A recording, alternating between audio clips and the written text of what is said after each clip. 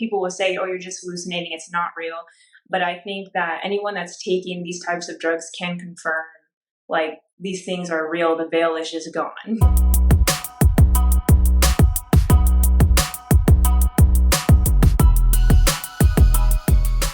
Hey everybody, and welcome to the Raised and Redeemed podcast. I'm your host, Michaela Nikolenko, and I started this show after finally finding my home in Christ. I grew up in a home with lots of abuse and addiction where Christianity became something that repelled me. I spent my early adulthood seeking God in other religions, tarot cards, psychedelics, and even myself. I didn't realize how much hell I had pulled up into my life until I came face to face with the dark side and Jesus fought hard to save me. Now I live to serve His will and host a platform where others can share their story too. If you're looking for a show that talks about real things and provides encouragement for those who have been to the dark side and back, then this is the show for you. Make sure to rate, subscribe, and share this show with anybody else who might be encouraged by it too. Thank you so much for joining me, and welcome to the Raised and Redeemed family. Hello, everybody. So today we are talking to Gabriella Stinson, and I'm so excited to have her here today. I've followed her on TikTok and Instagram for a while now, and just been able to learn and be so inspired just by the way, like, she shares God's message. She shares about her marriage, honestly, her testimony, her entrepreneurial spirit. I'm so excited to just have her on the show today and to hear a little bit more about what God has done in her life. She's got some crazy hell visions and Jesus encounters and a new age to Jesus testimony. So, Gabriella, thank you so much for being here today. Yes, thank you so much for having me again, for those that don't know. But nobody knows, but we tried this last week. I haven't told everybody. I'm in a new environment right now. So we're currently in the process of moving. We had some Wi-Fi issues, and so Gabriella was so gracious to come back for round 2. Yes, so we've got it today, though. Okay, so if you wouldn't mind just taking us back to the beginning of your testimony, just a little bit about how you grew up and sort of what led to that first vision of hell that you had. Yes, so I would say I had a pretty great childhood. Like, I really don't have any complaints. I think more of like the trauma and things I went through came like later in life, like junior high and high school. But other than that, my family on my mom's side were considered Christians, but I don't think they were necessarily super convicted. Like, I think the mantle was definitely dropped throughout the generations because my great grandparents were actually pastors. So I come from like a lineage of that. But yeah, I kind of always heard of the name Jesus. I just wasn't really taught in depth of like, who is Jesus? Like, what is sin? All those types of things. And then I lived with my dad a majority of my life up until 4th grade, up until like my adult years. So I grew up in Orange County, California. And on my dad's side, they weren't really anything. Like, it was really just my grandma that would go to like Catholic church and things like that. But it was never spoken about. So God was not really a thing. To me, at a certain point when I was like separated from my mom's side of the family and things like that. So yeah, I kind of just went on living this crazy life. I had a lot of freedom growing up. Like, my dad and my mom both never really told me no, ever. So I kind of ran my own life. They were really young, like not terrible parents at all. They were just really young. And they were like considered the cool parents to people, Okay. So I was just like, doing my thing. I went to a lot of parties, and again, my dad never told me that I couldn't. So up until like, I would say the beginning of maybe 7th or 8th grade, I went to a party every single weekend. It was like, that's where I found my identity. It's what I found I could be good at or hide behind in terms of like alcohol and getting really drunk, because I was very shy and quiet. I was actually known to be the shy and quiet girl in junior high and high school. I just didn't speak to people, but I was always around. And so parties were kind of where I expressed myself. I felt like I could fit in there in like popular crowds in high school, and that's where I ended up. Later on in life, I wanted to get away from home, actually, where I lived with my dad. I told myself when I'm 18, I want to move out of this place because just a lot of things going on in the home. And I get kind of weird telling this. I actually didn't mention this the last time, but like in my own home, my stepmom was actually practicing black magic a lot. And I don't tell it only because it's a very sensitive topic with like family, and I don't want them to think that I'm talking, bad about them. But I just knew what it was, and so What it's did that hard. look like? Like, what kind of practices would she do?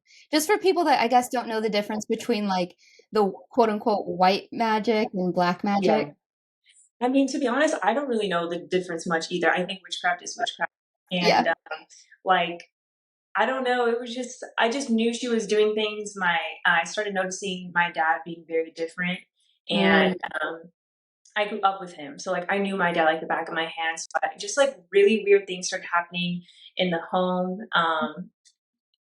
She wasn't like the kindest person to me either. And so that's why I always tell people like I always relate to the story of Cinderella. Like that was really my Oh, life in certain ways. And so, and it's actually crazy because I actually did have two stepsisters that lived with me and everything. So, but they're very, like, very sweet little girls.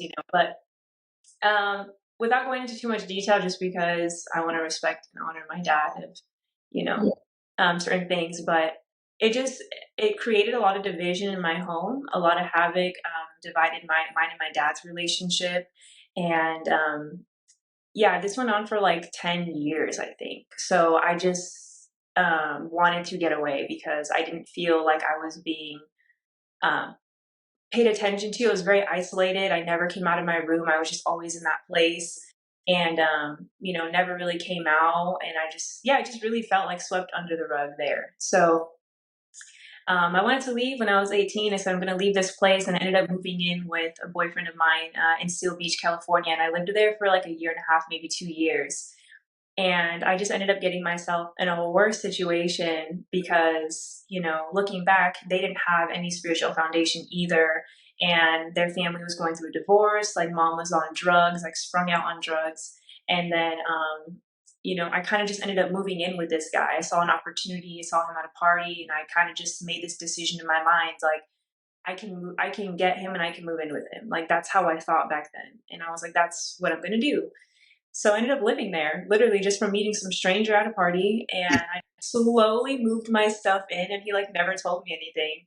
So it became a relationship, but it was really built off of just like lust and running away, and it wasn't genuine.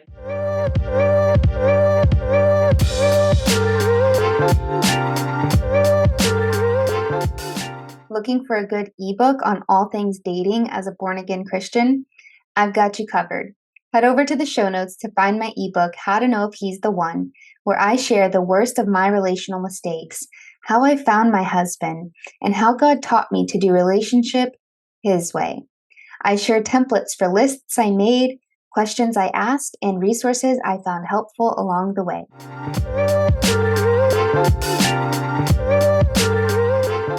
He had, been introduced to drugs, I think even by his parents, to be honest, and like just friends. And so when I was around them, I became curious. I'm like, they were talking about acid and LSD. And I said, I want to try this. You guys are making it sound fun. You guys are making it sound like it's a cool thing to do. And no one had a negative experience. And so we made the decision to all go to Huntington Beach, California. And then that's where we took the acid. Or we actually took it before, but we were waiting for it to kick in. Got there. And I didn't really know what to expect because I had taken ecstasy before then with those group of friends. And so I was expecting it to be like a feeling, Yeah. not an experience, like not like visuals or anything. I didn't know anything. And then, yeah, so we were like on the sand, and this is kind of like where the hell trip starts. And I remember just playing music, and he was listening to a group called Suicide Boys, which is just a very demonic group of singers. And I was just able to, I think I mentioned this last time, I was able to feel and just really understand lyrics, like for what they truly were and for how evil they really were. And I just really felt it, and it scared the crap out of me. So I took out the earphones from my ears, and I was like, I don't want to listen to that. I just want to go, like, I was trying to calm myself down. I can already feel something was wrong. Um, And I was kind of looking at the clouds and they were starting to move. Like I was finally starting to hallucinate, I guess you can say, or see things. And the clouds were just really evil. Like I would see like illusions that didn't make sense. And then I would see like dragons, which like the clouds would turn into dragons, which I know now are actually demonic as well. And so that freaked me out. And I continued to walk to the ocean and I was just trying to clear my head. And then I kind of saw like anything that I scoped out would turn completely green, almost like a film over a camera, like if I were to cover it with something. So my whole world was like a dark, eerie green. And then I turned around and I just wanted to go walk. I was trying to run away from like everything. Like walking was going to make anything better. But I remember anything that I passed or walked by would just completely deteriorate. Like it could be a flower, or like, I don't even know if the flower was truly there, but it could be a flower or tree, and I would walk by it and it would completely die, like shrivel and die. And so, I'm seeing all this, but I'm not saying anything. I actually didn't speak throughout the whole trip. This trip was 12 hours, but I was so traumatized and in so much terror that I couldn't speak. And so it was really just in my face. And I remember physically shaking like the whole time. Like, it's just really crazy. And so I continued to walk and we sat down at a bench and I was like, hey, I just want to calm down and I can hear in the distance like demonic things mocking me. And I know a lot of people think like when you're on drugs that those things are not real, or like, oh, you're just, like I mentioned, I use the word hallucinating for lack of a better words, but people will say, oh, you're just hallucinating, it's not real. But I think that anyone that's taking these types of drugs can confirm like these things are real. The veil is just gone. Like you're seeing these things directly in front of you, as real as we are to each other, as how real these things were to me. So I was seeing like the spirits in people Yeah. without the veil. And so I remember seeing these men. There was like maybe four of them with the black truck, and in reality they were taking out trash bags, but to me they were dead bodies, like is what I was seeing. And they were just laughing at me and mocking me and pointing and just laughing and just mocking spirits and like, ha ha ha, look at her, like just knew that I was suffering, and they knew that I could see them and hear them. And so yeah, that was crazy. And then we continued to walk down to a main street, which we actually went on a day where it was a farmer's market. So there was thousands of people there, maybe hundreds of people there. And that whole street was closed down. And while we were walking there, this whole building in front of me, which I knew very well because I went to the beach all the time, was completely engulfed in flames from like the bottom to the very top. Like it was just in complete flames. And I wasn't saying anything still. So I'm just like taking it all in. No one knows anything that I'm saying. And then it didn't help because my boyfriend at the time was having like the grandest time. Like he was not in the same world as me whatsoever. Wow. And but I was seeing him, like while we were walking, I was looking at him and I was just seeing him morph into this little demon. Like he would shrink and get short and dark and like a deep brick red. And like he would grow horns and they were like short and they looked like chalk. I don't know how to explain it, but like chalk, and they had like very specific. They had like cracks in them. Like it was just so crazy, the details of everything. And his hands would get really long and like, yeah, just really creepy. And like his laugh, it was just really evil. It was very sinister. Like it was just, I was seeing his spirit at the time, maybe. I don't know. But that was really concerning because as I came out of the trip and, years later, I was kind of wondering, like, why is my own boyfriend a demon? Or like, what is this? Like, why was he that and not anything else? But as we were going down the farmer's market with hundreds of people there, I saw everyone with like no flesh. So I think the last time I explained it as like the Pirates of the Caribbean, with Yeah. that one scene on the ship where they're like fighting each other. The Black Pearl Yeah, boat. yeah. Yes, the Black Pearl, like everyone looked exactly like that, like no flesh whatsoever. And the clothes looked exactly the same, like ripped up, and they were just all like really dead. Like none of them are really standing straight either. They were just kind of like dragging themselves. And I look back at this, and I kind of wonder if those individuals were people that were not saved, that I was seeing in the spiritual realm, that were really dead in the spirit. And it's really sad because it was a majority, like everybody, really. And maybe there was like one couple I saw that didn't look as bad, so maybe they were like the only couple that was saved there.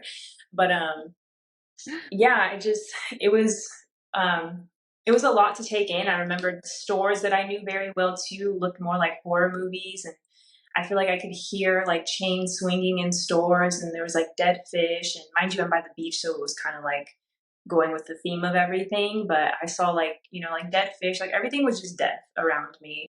And I remember just my friends kept trying to make me walk. Like, hey, Gabby, let's continue to walk. Like, it's okay, like we got this. I had one sober friend who I actually still talk to this very day. So I kind of get insight from her sometimes. But she was sober and she was just helping me through the process. But I would stop them every once in a while because when they were dragging me, I felt like they were dragging me into a deeper part of hell. Like, I just didn't trust anything or anybody. Like, I couldn't tell what was real anymore or what was like fake anymore. I was just gone. And but like my mind was still trying to grasp everything, like my consciousness, like, okay, this is real, this is not real. Wait, is it real though? Because I'm seeing this and that's not that. And so it was just really confusing. And they said that I did that for a long time. Like they would drag me so far and then I would stop there. And then I would just like trip at everything for like a really long time. And then they would get me to walk again. And I remember there was this one time where she was trying to feed me. She was like, let's go get some tacos, it's going to be fine. And this is still on the farmer's market. So I'm still surrounded by lights and food and people and everything. And I immediately started to feel like I was suffocating. Like I felt like, I don't know if you've ever been to Disneyland in the Haunted Mansion in the elevator. Okay. Well, when the it starts to go up, but you feel like you're going down, and you can't tell like what's actually happening. Okay. That happened to me, but like in real life. So like Yeah. I felt like I saw my world going up or I was going down. Like I was just sinking, and I would start to feel super dehydrated, and I was like screaming for water, like begging for water. And I said, just like, give me water, like hurry up, or else I literally thought I was going to die. Like I would have like, I don't know how to explain it. I just really needed water. And so they gave it to me and I chugged it. And when I chugged the water, I came back to like just level ground. Right. And then it kind of kept happening. So I had to keep drinking water. And I look back at that too. And I just think of like, in hell, there is no living water. Like there is uh, like where people are going to crave that for eternity. They're going to crave what Jesus always tried to give them. And that I just kind of felt that. And I was going through a lot of torment within the trip too, because I always thought that things were coming after me, but they never were.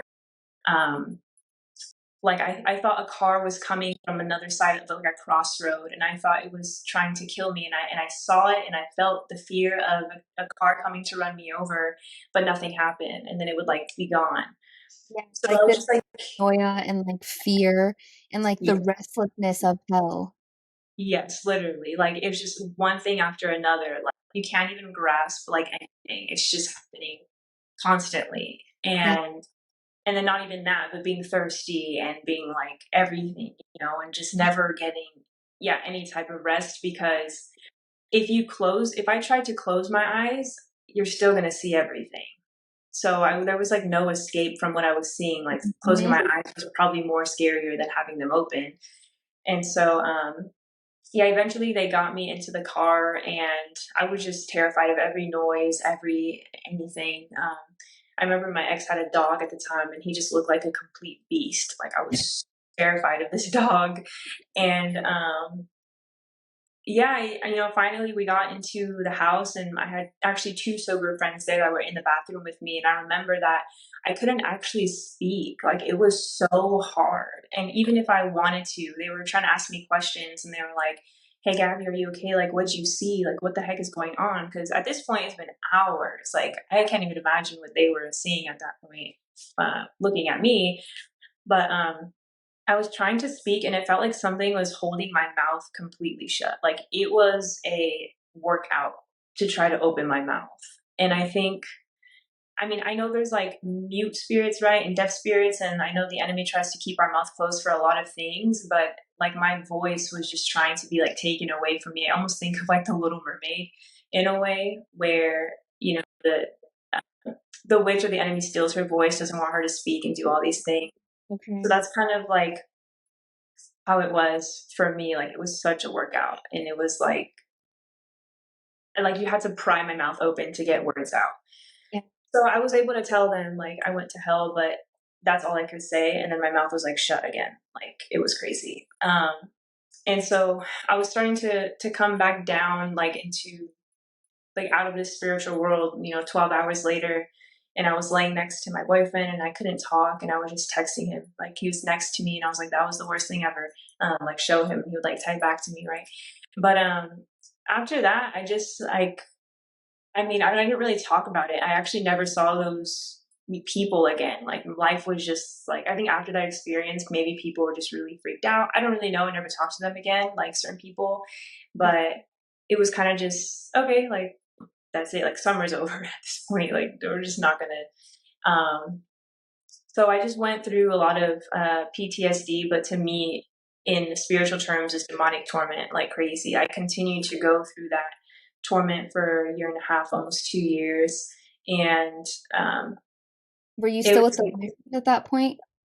yeah, still with him because this was in the beginning of our relationship. So like, it was, he saw me go through these like panic attacks in the middle of my sleep, like waking up, almost look like I'm waking up from the dead, just like a movie, and like hyperventilating and telling him like I'm gonna die, like I'm dying, like that's all I could say. There was no other way to explain my panic attacks or my anxiety.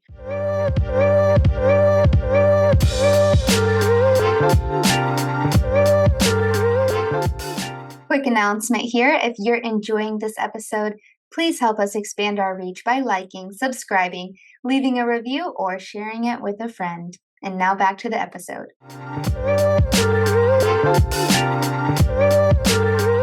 The crazy thing is, the thing that started it, I knew it was the drugs, but the thought or the torment that started it was actually the fear of death.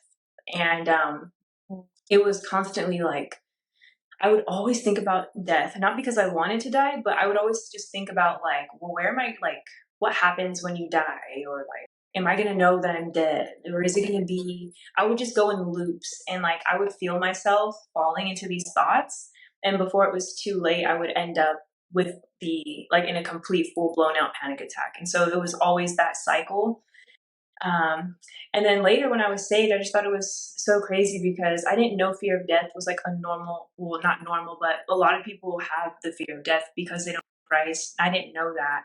So like I was reading the Bible, one of the days, and I remember God saying how he freed us from the fear of death. And I was just like, oh my gosh, I didn't even know that was a thing. Like that's so crazy.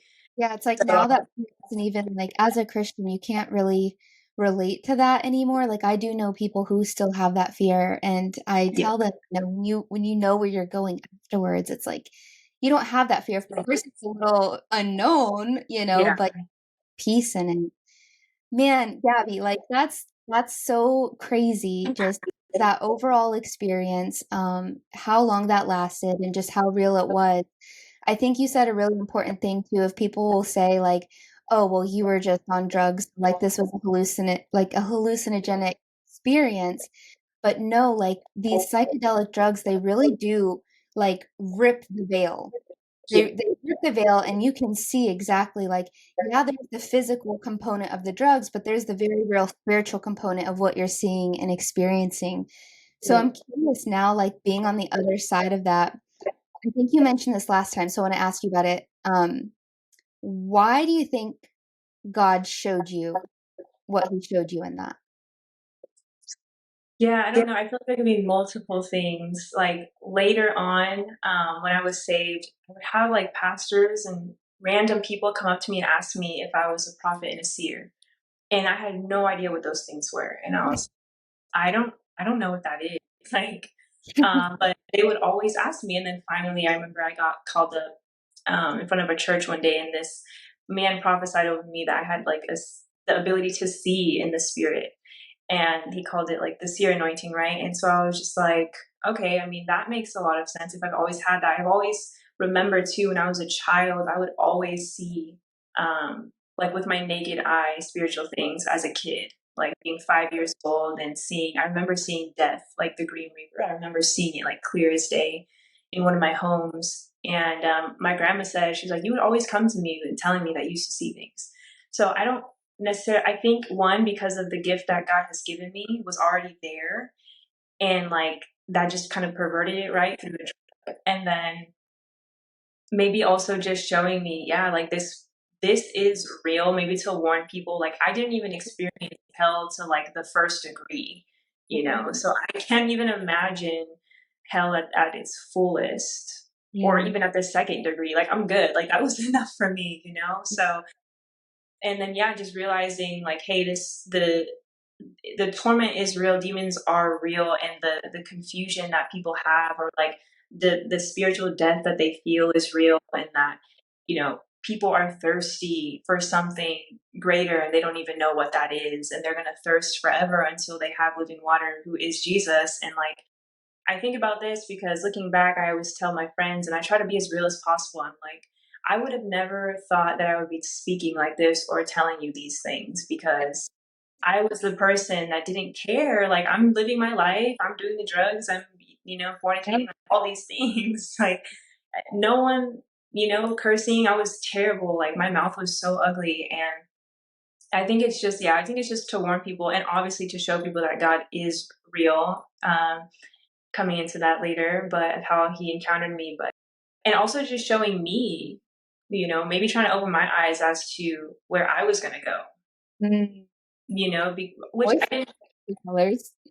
Yeah, and who my boyfriend not, like, and bless his heart, like this separating him from the spirit. It's like who I was, dancing with the devil at the time, and like getting with these people that needed Jesus just as much as I did. And I remember him always telling me that the Bible wasn't real, and like it was written by man, all these things. And it started to get in my head. I started to believe at a certain point, and just like tell my mom and family that the Bible wasn't real. And so yeah, I think it's just spiritual warfare at hand. But yeah, hopefully people can just understand that that place is 100% real, but there is a way out, and that they don't have to be trapped in a fear of death. And that Jesus says he will literally free you from the fear of death. And I didn't know that. I knew that after I got saved.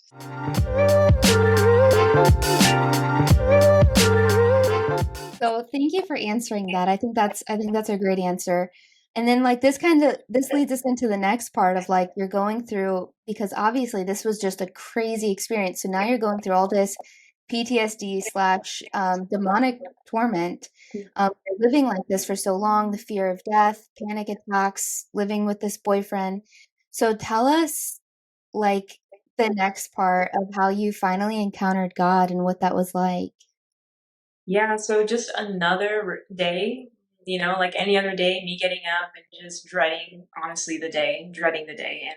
And I just wanted to find peace. And I just decided I'm going to go in the shower. Everyone likes to run away to the shower when they just want to get away from things or people. And so that's what I did. And I put on some like slow music, I don't know, meditation music, whatever I could find that could just soothe me.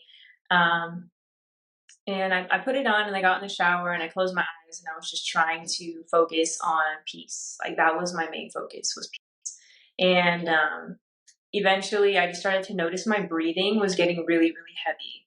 But I didn't open my eyes for whatever reason. Like my head was like all the way back. Like I was just like anatomical position, right? Just like standing like this, and my head all the way back. And I was just breathing really hard. And I was like, hey, that's weird. Like I'm aware of what's happening to my body right now, but I don't know why that's happening.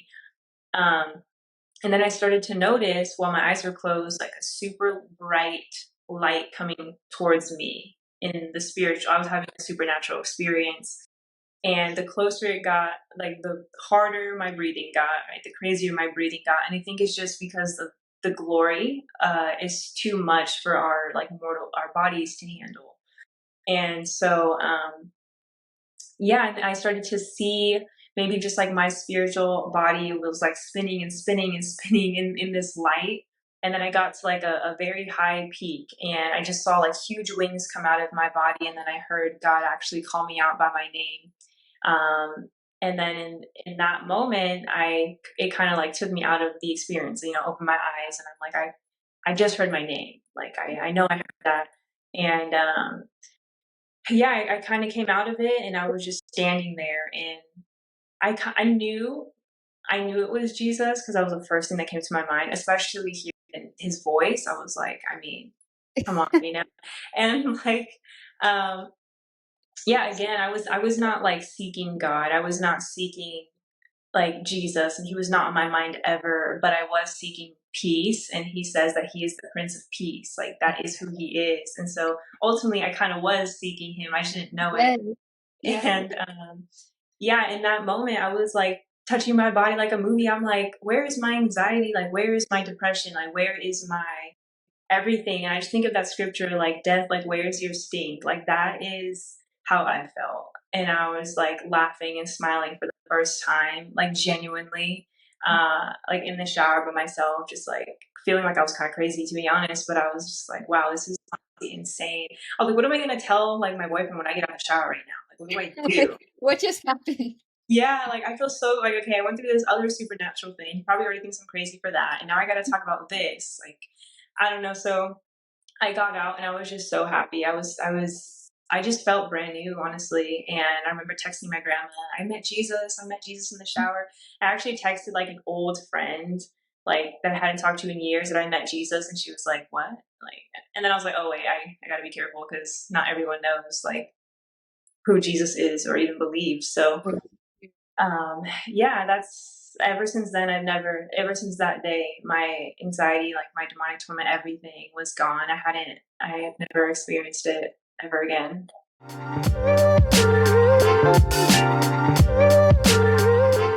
That's amazing. So now you're like, okay, God is real, and you truthfully like wanted to pursue God. So now you start seeking like Yeah. the truth and answers, but tell us how this kind of led you into the new age before you were, I guess, maybe like more educated on who Yeah. Jesus was. Just lack of discipleship. And like, I remember coming out of the experience and just kind of hearing the word like spiritual awakening, not knowing that that meant like, okay, you're going to meet you just met your creator and like it's Jesus Christ and this is what you need to pursue. But yeah, I went to Google instead of like a church or like something, and I was like, what is spiritual awakening? And then, yeah, Google took me down the road of the new age. And so in my ignorance, like I really genuinely thought that was it because of my experience and what I heard in Google. And like, yeah, it's not what Google says, it's what the word says, but I didn't go to the word. Okay, I went to Google. So, yeah, I kind of went down that path and it was for a while. I don't really remember the dates. They get mixed up a lot, but, I think I was in New Age for a while. I want to say like 4 to 6 months, maybe. And, I would always go to New Age stores and I get my chakras read and talk to these people about their own spiritual awakenings. And just like the deception was so high because, like the things they would tell me and the things I started to kind of like mix my faith with, I guess. And, um, but then, yeah, over time, which is crazy, I started to deny Jesus. Like I was like Peter. I had like a Peter experience because, as I was digging deeper, I was just kind of like, okay, well, maybe that wasn't Yeah. Jesus then. Like, I'm confused. I was just really confused at that point. I'm like, maybe that wasn't Jesus then. Maybe it was like something else because I was learning about like all these light beings and like weird stuff in the New Age. So I I was know like, exactly what you mean because I kind of had a similar thing when I was 18. I encountered God like in the pool. It was after I was like facing these criminal charges and I was like terrified and oh my I, gosh. yeah, and so I cried out to God and I remember him like telling me like let me help you and I knew I encountered Jesus. Started going to church after that, but I wasn't like educated. I didn't know the Bible. I didn't know any of those things. So I went into the new age after that as well and I was like, maybe God isn't Jesus, but like God definitely talked to me, but maybe I Like, think like what the is it? danger, huh? Like, what is it? Yeah. Like, Yes, like the danger is when you believe in God, but you don't believe that Jesus is yeah. God and Jesus is the only way to the Father. Because that's kind of what led my spiral into the New Age as well. Very, very similar thing, yeah. Yeah. And it's crazy because I think, it's just like a lot of pride is built there. I think I mentioned this last time as well, where like the new age teaches to kill your ego and to do all these works to kill your ego, but you're literally building it the entire time Yeah. through believing that you are the one doing all these things. Like, Hmm. how can you not have ego when you're the one depending on yourself? It just doesn't make any sense. Like, it's such a twisted philosophy, and God tells us to stay away from human philosophies as well in the Word.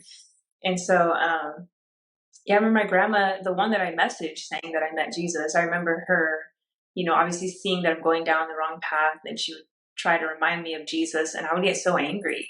Like, for what though? I would get so The irritated. demons were mad. Yeah, I would get so mad, and she would be like, I'd be like, why do you get so like, why do you get so? I will always remember this because it convicted me. I'm like, I don't know why I get like that actually. But she was like, why do you get so frustrated? Like, what would be the downfall of you believing in Jesus and going to heaven? Like, what's the worst that can happen?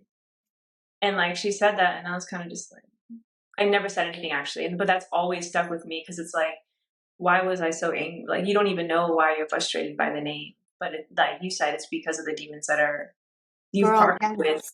unknowingly. You've partnered with them. I And used so, to go into panic attacks when people would say the name of Jesus. I would full blown like have this like I thought it was like trauma. I was like I just had so much like church hurt, but like I don't know. Looking back, I know it was just the demons manifesting in me because they yeah, didn't like me. that's so crazy. Yeah. So I don't know, just at that point, I was, always going to these stores, and like I said, going into, going into the new age stores. But I noticed at one particular store that this woman that I mentioned to you about was just kind of like, she was manifesting. She was manifesting like crazy. And because I was already encountered, like, I believe I already had like Jesus with me and like the Holy Spirit, but like, I didn't know that Yeah. fully. Yeah. And, like God's hand was definitely on me. So me being in a mixture, they can also see that the light. And I remember just complimenting, women in these stores, but they would be super rude and like, uh, they would be really sarcastic to me. Like I told this one girl that I really liked her eyelashes, and she like went like this in my face, like really mean, like good for you type of thing, right? And I was just like, oh, like wow, that's really crazy. Like I've just never experienced like stuff like that. Like I didn't know people were mean like that. And So you think you're in an environment of quote unquote light and love. So that's very yeah, surprising to experience that. You're like, oh, this is actually not what they say it is.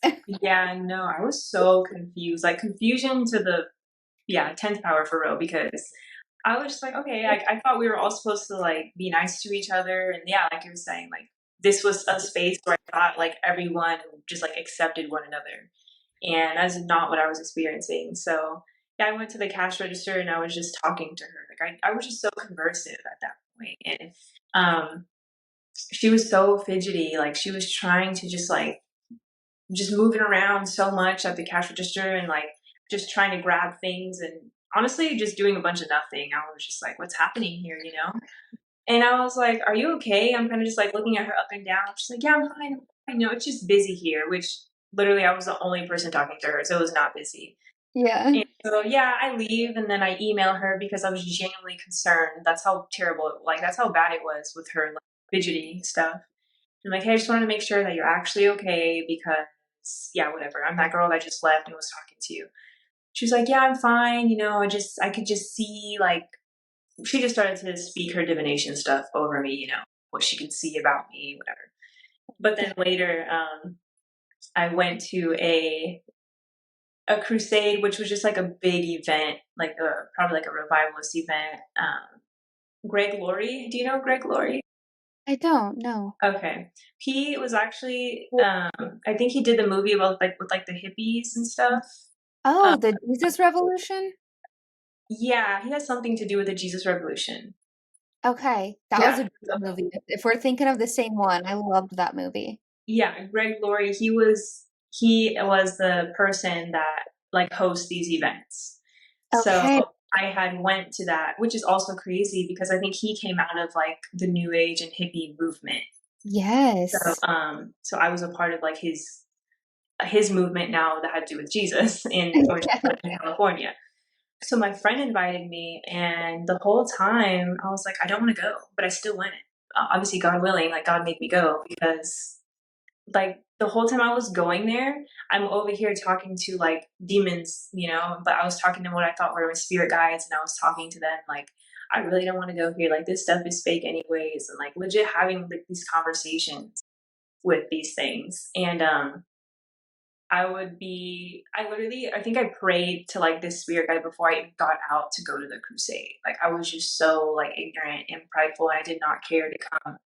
But I still went and I sat through the whole thing completely spiritually deaf to the things of God. I don't remember an ounce of the sermon or anybody that spoke like at all.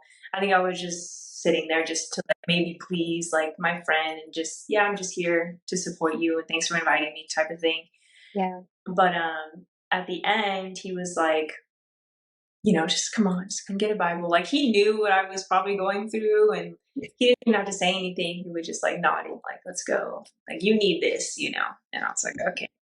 So again, just to make him happy, and I got the Bible, I went home and just skimming through it. And I opened it to Revelation where God is rebuking the churches. And I don't remember the exact scripture. I need to write it down. But he's just talking about, that woman Jezebel. Like he's rebuking the churches for tolerating this woman Jezebel. And yeah, talking about basically her destruction and like the things that she causes people to do.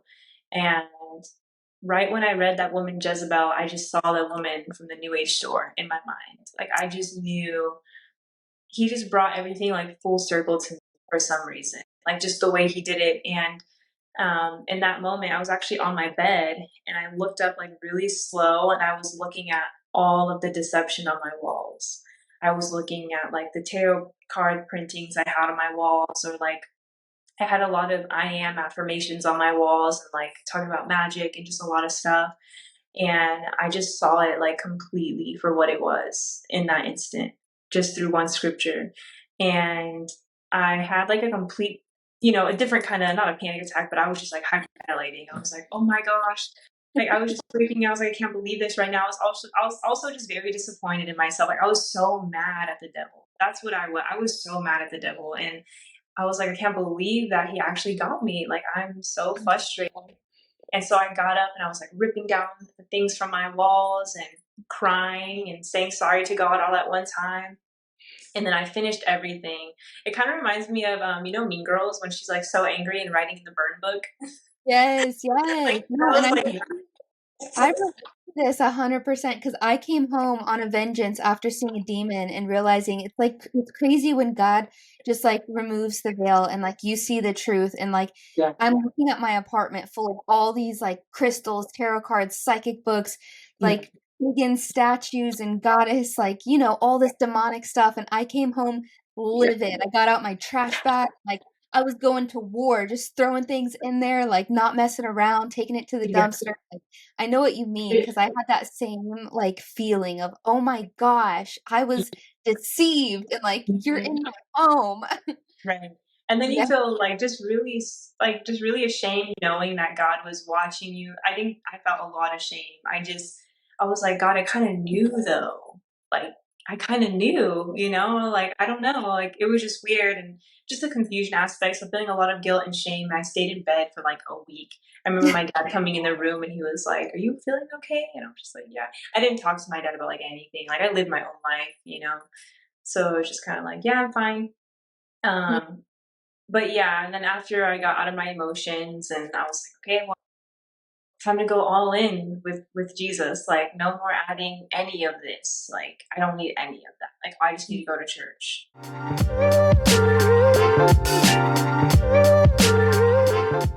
So over time on my journey, because I really went through this alone for a long time. Like, I wasn't telling my dad or anything, or you know, my mom. This is like all kind of like in the air.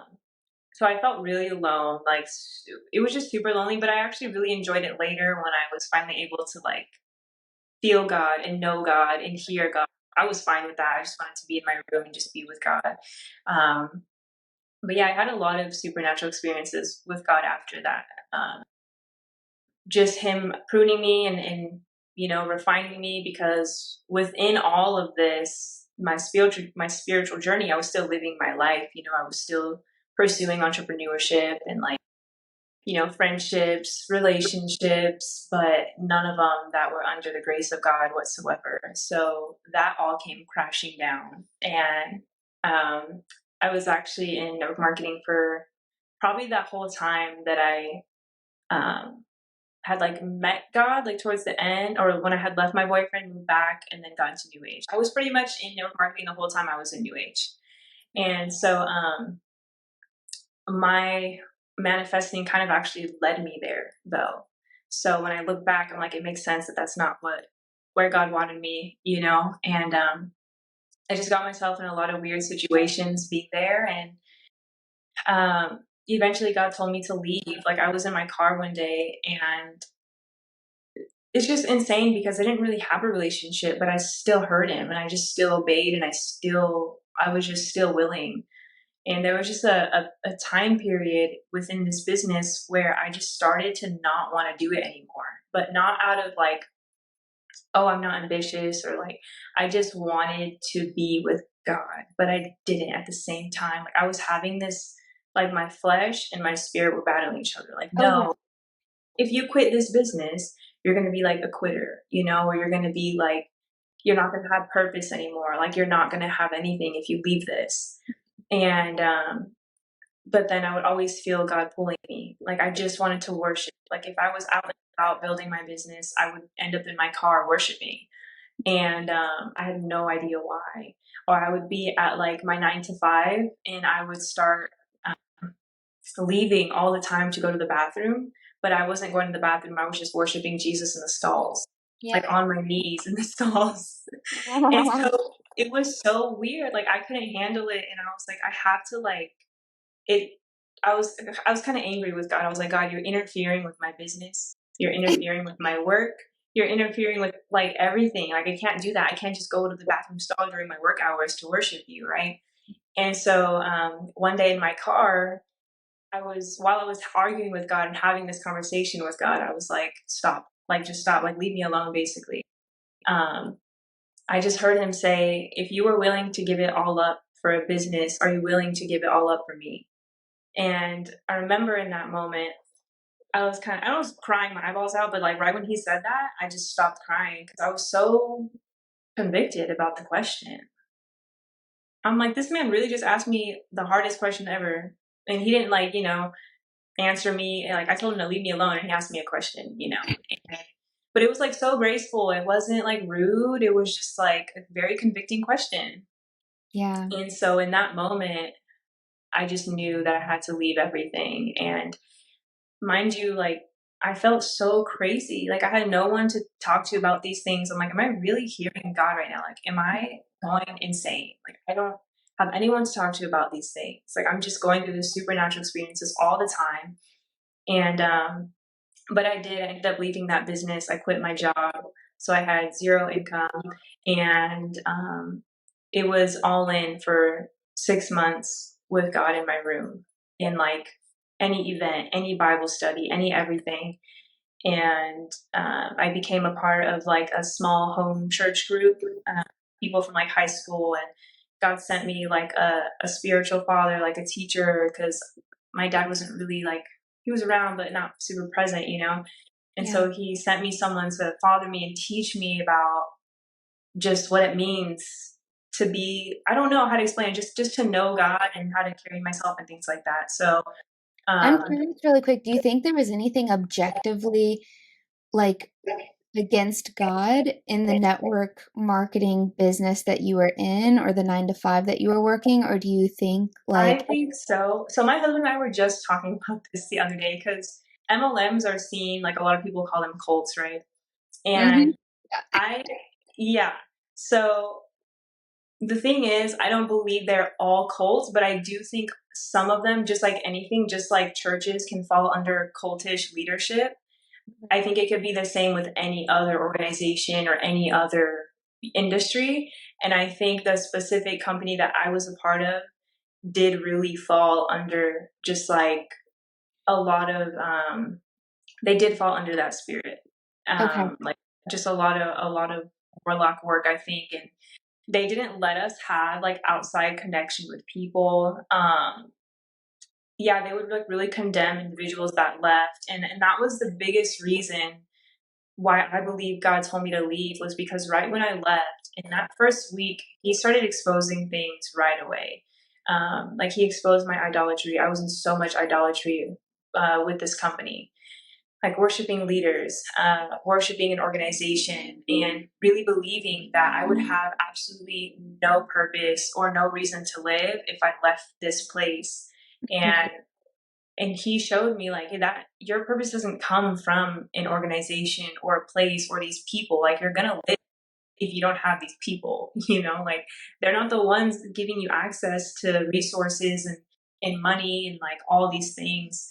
And so yeah, that was really hard. I remember even till this day, the hardest I've ever grieved in my life. And I think it's because idolatry to me, that's like a pretty bold statement, but this is kind of like what I felt like I heard when I was talking to God about this. Like coming out of idolatry feels like you just heard about the death of a family member. Like it's the same grief. Like it's very strong to be under a spirit of idolatry. Do you think it's because like your whole like identity is shaped into that, like who you know yourself to be? Yeah, absolutely. That's what it all is, because those were the very first things God did for me. It was one, be obedient. Two, like expose your deceptions and your idolatry, and then three, reveal your identity. And that was literally what I had to go through. That was my pruning for a while, and those 6 months, that's what it was all about.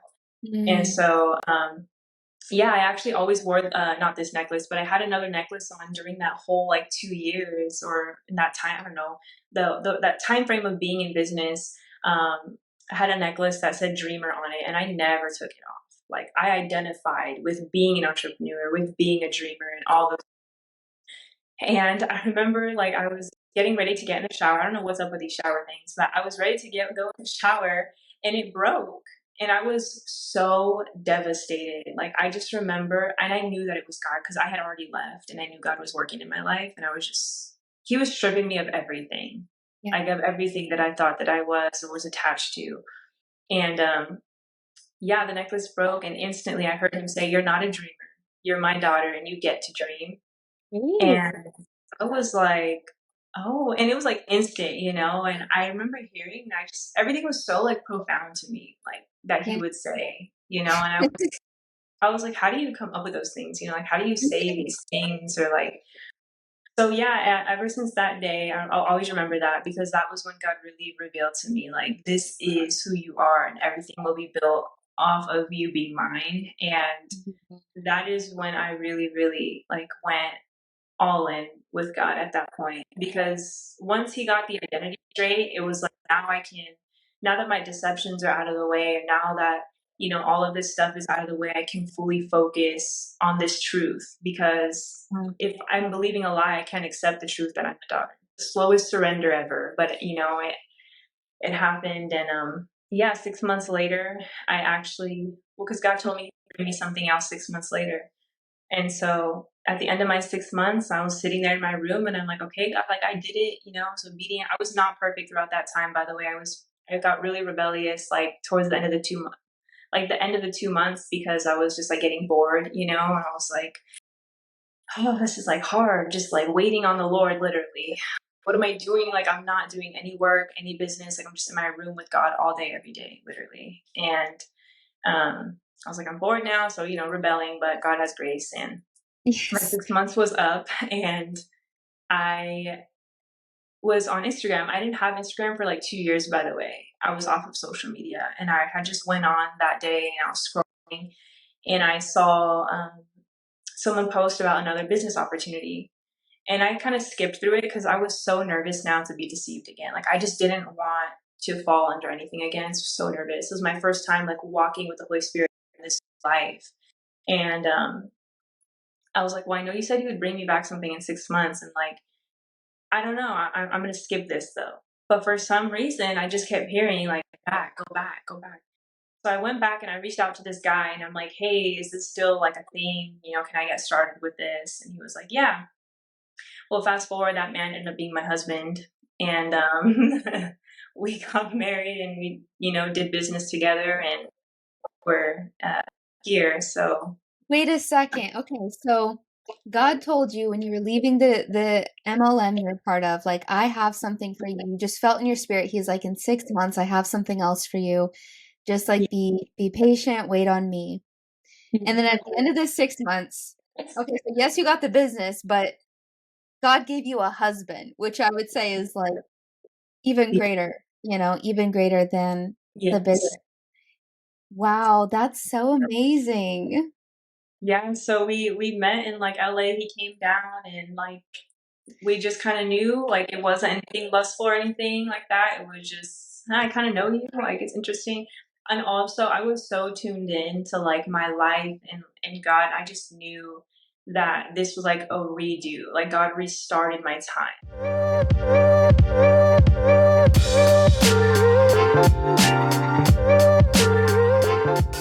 This episode is brought to you by Raised and Redeemed merch. We all love a good crew neck, high top sock, and oversized t-shirt, am I right? Head over to the show notes from wherever you're listening to order yours and support the show today.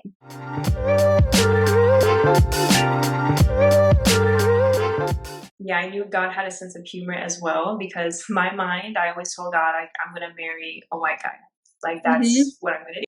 Like, right? And then, because that's all I've ever dated, right? I've only ever dated white guys. And I was like, yeah, Lord, like, that's what it's going to be, right? And then I remember meeting Nigel and I just was like kind of laughing at myself and at God because I just knew God had a sense of humor. And I was like, yeah, I'm like, I guess, like that's what it's gonna be. Like for the people that don't know, like my husband's half black, half white. Yeah. So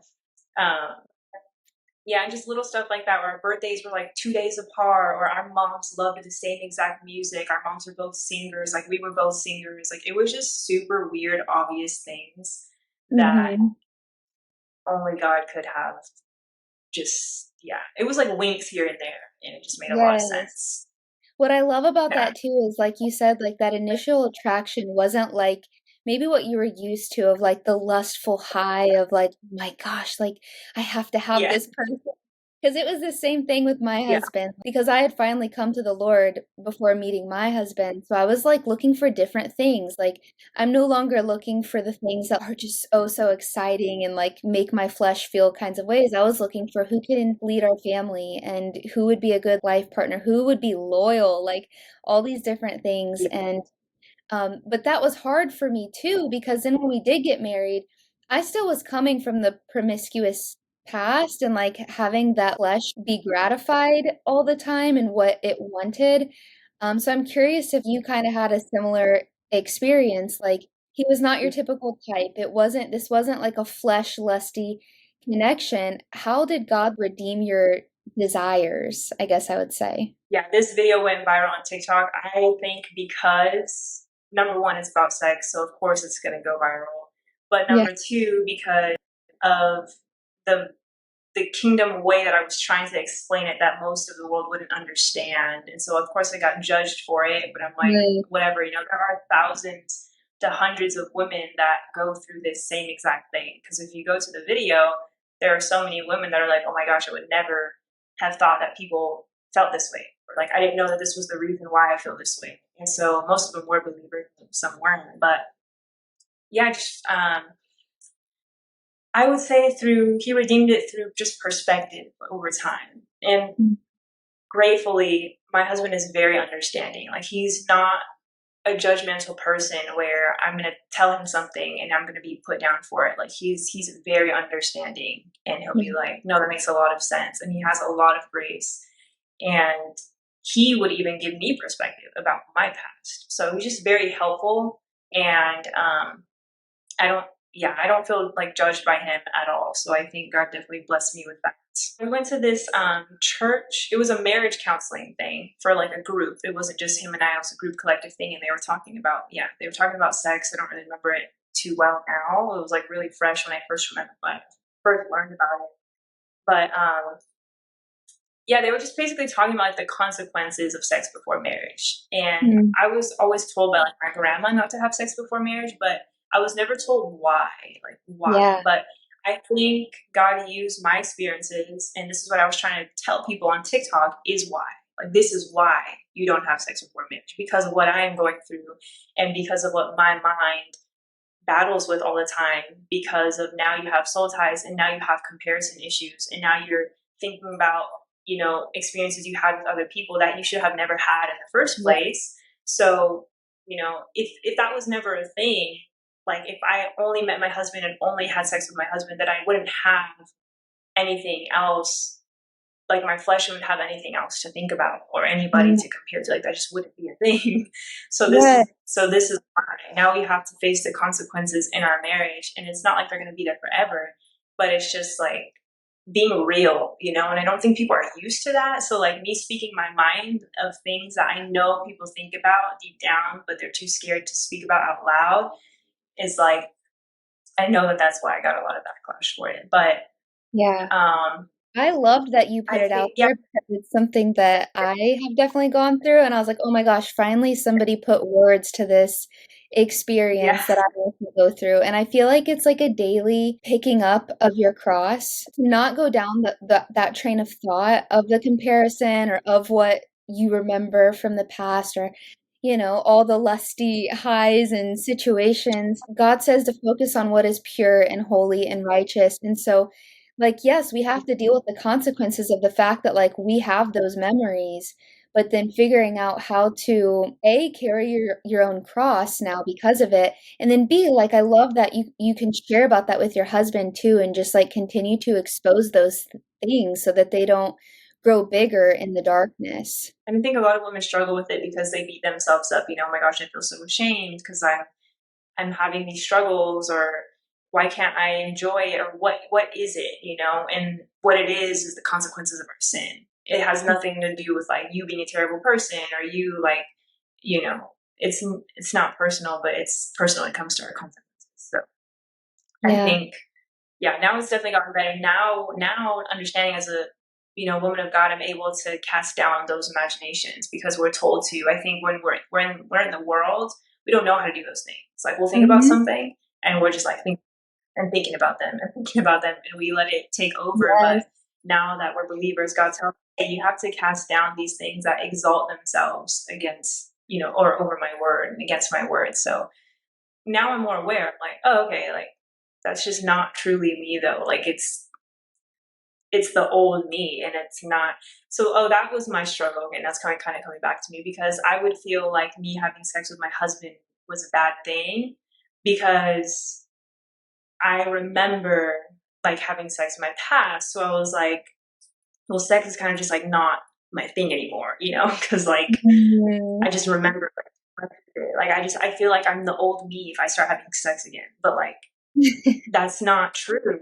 Like because sex is, from God, and like it's, yeah. So I was battling that, and God had to really like, Gabby, like sex is from me. Like I made sex, and Satan perverted it, and you dabbled in it and you did things before I had designed it to happen. And so now you're going through these things. So it was a lot, and it's hard to put into words. So that was what I was trying to explain to people. And, you know, they turned it into, oh, you're not attracted to your husband. Oh, like, which is completely not true. It was just, it's an internal spiritual battle that I had to face. And all those negative comments, like, aren't those like the voices of demons that those same demonic voices that Yeah. already like plague our own minds? Like when we have those thoughts, I know for me, when I have those thoughts, those are the voices I hear in my head. The demons saying, "Oh, you're Yeah. just always meant for the streets," or like, "You don't deserve him." Like I hear those same things. That's like literally the voice of demons trying to discourage you, trying to make you forget that God has redeemed you, trying to make you think that Right. you're still who you Exactly. once were. Yeah. And I think I literally just read that today. It's like this, it's why it's important to know our word, because then we can combat those things with the word. And that's all we need. Like, we don't need our reasoning, we don't need our explanation. We just need the word of God. So, reminding ourselves, like, hey, well, God said that He justified us through the death of His Son. So I'm justified and brand new. So I don't have to worry about anything that you're saying right I have that thought too, like, am I ever going to be delivered from this? Like, am I ever going to be delivered from like the thoughts of my past, the desires of my past? And I do believe over time, I am being delivered from those things. now. Like, over time, it gets better, it gets easier. Yeah, I think it does get easier. I think it's also just, I think it's work as well. Like I said, like just casting down the imaginations. Like there have been times where it's truly gotten to me where like, we would be intimate and my mind would start going elsewhere, but I wouldn't want it to go elsewhere. And I would try to like talk to myself and be like, I don't want to think about that. Like, I don't care about that person. I don't care about that. I don't care about anything. Like, I just want to focus on this moment with my husband. So that's how I know that I know that I know that it's not me that truly wants to think about those things. And Wow. so, and then I would start crying like in the moment, and I'd be like, I'm sorry, I just can't, because I'm so irritated that I'm like thinking about this stuff that doesn't matter. And so, he would just have compassion for me and with me, and he'd like comfort me in my crying. I'm crying because I'm frustrated that I'm thinking about people I don't want to think about. That's So, so real of you. Like, I love that you're so honest with him about that because, like, that's like the best thing I think that we can do. yeah, exactly. He'll pray for me, and I just feel so bad. I'm like, I'm sorry, like, oh, this sucks. And so, but I'm sure men go through it as well. Like, I think I've had one man comment, and he was like, "Thank you," or it gave men understanding of their wives that maybe weren't so understanding. And Yeah. so, yeah, I think it's just a journey for everyone. I love that you like And emphasize all, like, yeah, over time it does get easier, but also it's work. Like it's work. We have to cast those thoughts down, know our word, like rebuke those thoughts in the name of Jesus. Like it's the drifting that's dangerous. If we're ever just like drifting, like that's how you fall into all these other things of the world. Walking the Christian walk, it does take work every day. yeah, God says to work out your salvation. Not to be saved, but just to work it out. Like, I think that's Yes. why a lot of people, they don't persevere, and they're just like, well, I'm a believer, but all this stuff is happening to me. But it's because, it's a partnership. I think about it like business all the time. Like, this is a literal partnership. Like, it's together. It's not just God doing everything.